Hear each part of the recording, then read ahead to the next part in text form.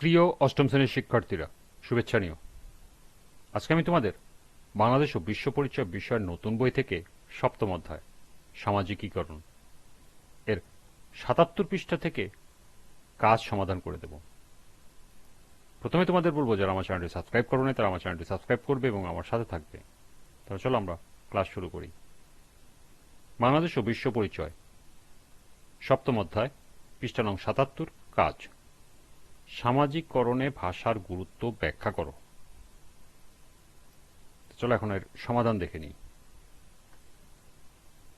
সামাজিকীকরণে ভাষার গুরুত্ব অপরিসীম। ভাষা হলো মানুষের চিন্তা, অনুভূতি ও অভিজ্ঞতা প্রকাশের প্রধান মাধ্যম। এটি শুধু যোগাযোগের উপকরণ নয়, বরং সমাজের সংস্কৃতি, মূল্যবোধ ও আচরণ শেখার একটি মৌলিক হাতিয়ার।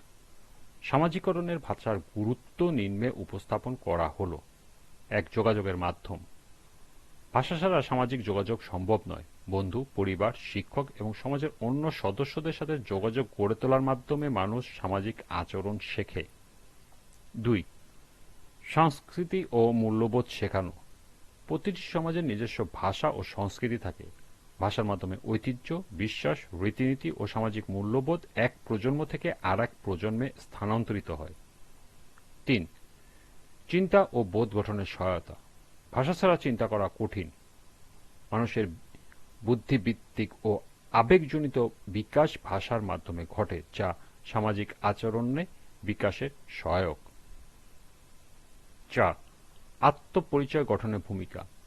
ভাষার মাধ্যমে মানুষ নিজের পরিচয় প্রকাশ করে এবং সমাজে নিজেকে উপস্থাপন করে।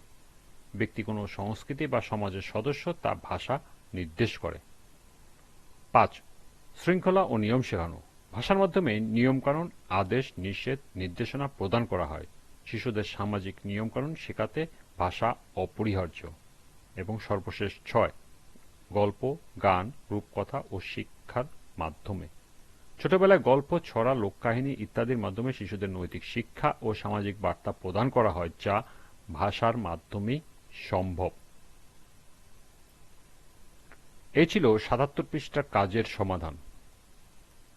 আজকের ক্লাসটি এ পর্যন্তই।